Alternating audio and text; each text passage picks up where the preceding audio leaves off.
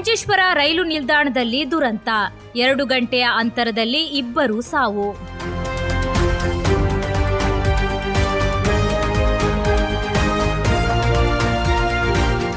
ಮಂಜೇಶ್ವರ ರೈಲು ನಿಲ್ದಾಣದ ವ್ಯಾಪ್ತಿಯಲ್ಲಿ ಮಂಗಳವಾರ ಸಂಜೆ ಸಂಭವಿಸಿದ ಪ್ರತ್ಯೇಕ ರೈಲು ಅಪಘಾತದಲ್ಲಿ ಇಬ್ಬರು ಮೃತಪಟ್ಟಿದ್ದಾರೆ. ಕೇವಲ 2 ಗಂಟೆಗಳ ಅಂತರದಲ್ಲಿ ಈ 2 ದುರ್ಘಟನೆಗಳು ನಡೆದಿರುವುದು ಸ್ಥಳೀಯರಲ್ಲಿ ಆತಂಕ ಮೂಡಿಸಿದೆ. ಮಂಗಳವಾರ ಸಂಜೆ ಸುಮಾರು 6:30ರ ಸುಮಾರಿಗೆ ಮೊಗ್ರಾಲ್ ನಿವಾಸಿ ಉಮೇಶನ್ ಎಂಬವರು ರೈಲು ಹಳಿಗಳ ಬಳಿ ಬಂದು ರೈಲಿನ ಎದುರಿಗೆ ಜಿಗಿದು ಆತ್ಮಹತ್ಯೆ ಮಾಡಿಕೊಂಡಿದ್ದಾರೆ.